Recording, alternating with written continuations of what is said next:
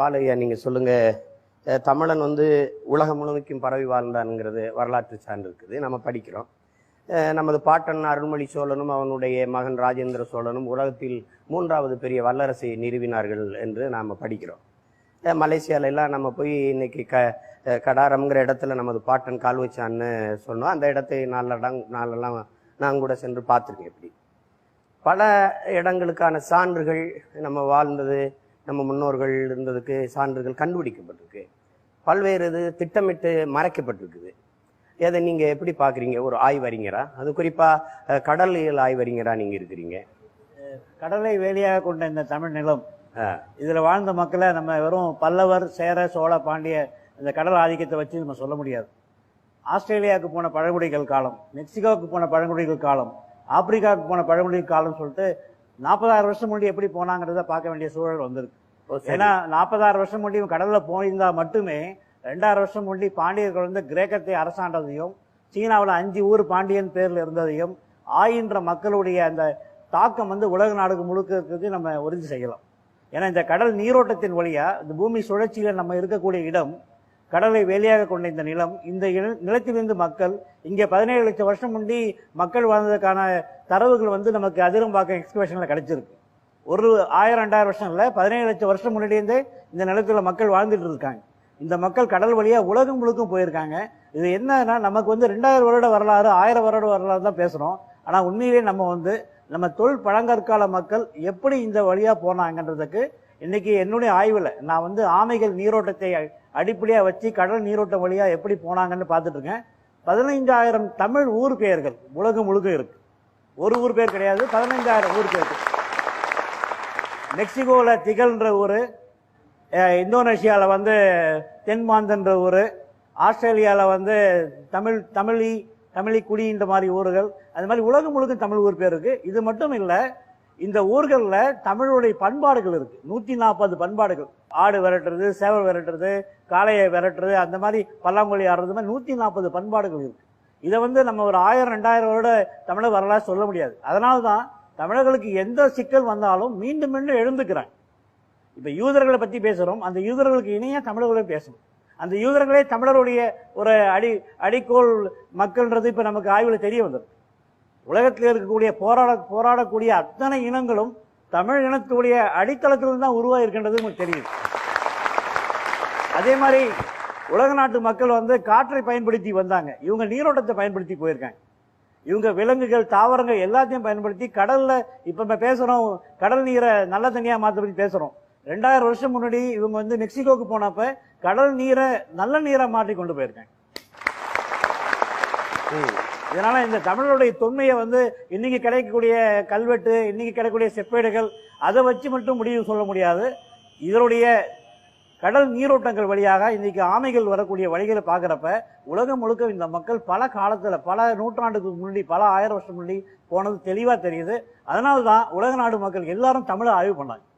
இங்க நம்ம நாடு பிடிக்க வந்த இங்கிலீஷ்காரங்க வெறும் நாடு மட்டும் பிடிக்கல, தமிழ்னா என்னன்னு ஆய்வு பண்ணாங்க. அதனாலதான் கால்டுவெல் நம்முடைய 12 மொழியோட தொடர்பு பண்ணாரு. இன்னைக்கு கிட்டத்தட்ட உலகத்தில் இருக்க 110 மொழிகளோட அடித்தளம் தமிழ்ல இருந்து தான் உருவாயிருக்கு. அதே மாதிரி கடல்சார் மேலாண்மையில உலகத்தில் இருக்க எல்லா கடல்சார் திறனிலையும் தமிழுடைய ஆளுமை இருக்கு. அதனாலதான் கட்டுமுறம்ன்ற வேடை அப்படியே இருக்கு, கீழ்ன்ற வேடை இருக்கு. கடல் மேலாண்மை தொடர்பான அத்தனை சொற்களுக்கும் முதல் சொல் தமிழ்ல இருந்து தான் உருவாயிருக்கு. நம்மளுடைய நாவாயிலிருந்து நாவாயின்றது ஓடுக, அதுதான் பின்னாடி நாவின் மாறி நேவின் மாறி இருக்கு. நிறைய கடல் கிட்டத்தட்ட ஒரு 200 சொல்லுக்கு மேல கடல்ல பயன்படுத்தக்கூடிய சொல் எல்லாமே தமிழ் சொல்லதான் இருக்கு. இப்ப நான் ஒரிசால 20 வருஷம் இருந்தேன். அங்க போய் தான் நான் யாருன்னு புரிஞ்சுக்கிட்டேன். அங்க போய் தான் நீ கலிங்க மன்னன் காரவேலன் கல்வெட்டு காமிச்சு 1300 வருடங்கள் ஒற்றுமையா இருந்த ஒரு தமிழ் சமூகம்னு எனக்கு சொன்ன பிறகுதான் எனக்கே உரைச்சது நான் யாருன்னு. அதே மாதிரி இமயமலையில போய் அகஸ்தியமணின்ற ஊருக்கு போனப்பையும், பக்ருன்ற ஊருக்கு போறப்பையும், அதே மாதிரி சோலா பாஸ் போனப்பையும், இந்தியா முழுக்க போனப்பதான் நான் என்னுடைய உணர்வு என்னுடைய நரம்புலாம் குடிக்க ஆரம்பிச்சது.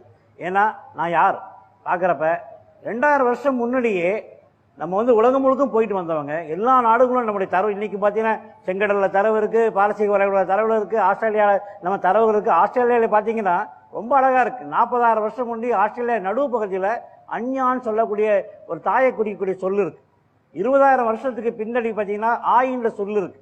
இன்னைக்கு கடற்கரைக்கு கொஞ்சம் முன்னாடி பார்த்தீங்கன்னா ஆத்தான்ற சொல்லு இருக்கு, கடற்கரையில் அம்மான்ற சொல்லு இருக்கு. ஆஸ்திரேலியாவில் 40,000 வருஷம் கூடி ஒரு தாயை குறிக்கூடிய சொல் எப்படி போயிருக்குன்னு பார்க்குறப்ப உலகம் முழுக்கும் அம்மான்ற சொல்ல பார்த்தா அடித்தளம் தமிழை தான். அருமை. அதே சமயத்தில் மிக முக்கியமான விஷயம்னா இதை எல்லாம் சொன்னதுக்கு காரணம் நம்ம படிக்கக்கூடிய ஆங்கிலேயர்கள் பார்த்த தமிழர்கள் தமிழர்களே கிடையாது.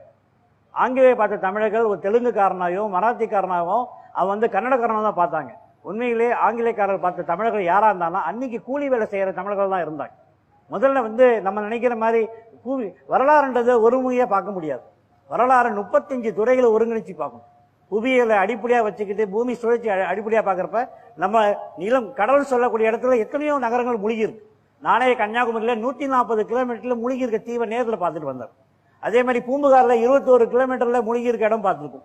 அண்மையில் பாண்டிச்சேரியில 16 கிலோமீட்டருக்கு உள்ள கடல்ல 40 மீட்டர் ஆழத்துல 2 கிலோமீட்டர் நீளமுள்ள மதில் சுவர், உலகத்திலே முதல் கட்டடக்கலை தமிழர் கட்டடக்கலைன்றதுக்கு நமக்கு அடையாளம் கிடைச்சிருக்கு. அதே மாதிரி மண்ணுக்குள்ள புதை கொண்ட பல இடிபாடுகள் கிடைச்சிருக்கு. ராமநாதபுரத்தில் அத்தியூர்த்துன்ற இடத்துல மண்ணுக்குள்ள முழுமையான நகரம் முழுகிது. இதெல்லாம் டெக்னாலஜி வச்சு ஒன்று செய்யறோம். இளைஞர்கள் எல்லாரும் எழுந்தாங்கன்னா அடுத்த 10 வருஷத்துல உலக மக்கள் தன்னுடைய தேடலுக்கு இங்கதான் வந்தாங்க. ஏன்னா இந்த இடம் வந்து இன்னைக்கு வந்து பாத்தீங்கன்னா சந்திரன்ல இருக்கக்கூடிய மண்ணுக்கு இணையான மண்ணு நம்ம சேலம் மாவட்டத்தில் இருக்கு, நாமக்கல் பக்கத்துல இருக்கு. அவனை இப்ப ஆய்வு பண்றான். சந்திரனுக்கு போறதுக்கு ஆய்வு எங்க பண்றான்னா சித்தனப்பூண்டின்ற இடத்துல நாமக்கல் ஆய்வு பண்றான். ஏன்னா சந்திரனுக்கு இணையான மண் இங்க இருக்கு. இது எவ்வளவு ஒரு மூத்த குடின்றது மிக மிக தெளிவா இருக்கு. அதே சமயத்துல இன்னைக்கு வந்து ராக்கெட்காரர் வர்றப்ப திருநள்ளாறு பகுதி வர்றான். ஏன்னா இன்னைக்கு பூமியிலேயே ஸ்பெசிபிக் கிராவிட்டி புவி ஈர்ப்பு விசை மிக மிக குறைவா இருக்கிற இடம் நம்ம தமிழ்நாடு தான். ஏன்னா இந்த இடத்துல எந்த பொருளும் மேல இருந்து கீழே வரலாம், கீழே இருந்து மேல போகலாம். நீங்க பாக்குற இன்னைக்கு தமிழ் தொன்மைன்றது பாரதியார் சொன்ன மாதிரி ஒரு தோற்றம் மயக்கம், ஒரு காட்சி பிழை தான். இன்னைக்கு இணையம் மூலமா உலகம் முழுக்கும் உலகத்தில் இருக்க எல்லா நாட்டிலையும் தமிழர்கள் வந்து ஆய்வு பண்றாங்க. எல்லாருக்கும் தேடல் இருக்கு. பாக்குறப்ப தமிழ் வந்து எவ்வளவு மிக மிக மூத்த குடின்றது நம்மளும் சொல்லுவோம், உலக மக்களும் சொல்லிக்கிட்டு தான் இருக்கிறாங்க. ஆனா நமக்கு தான் தெரியும்.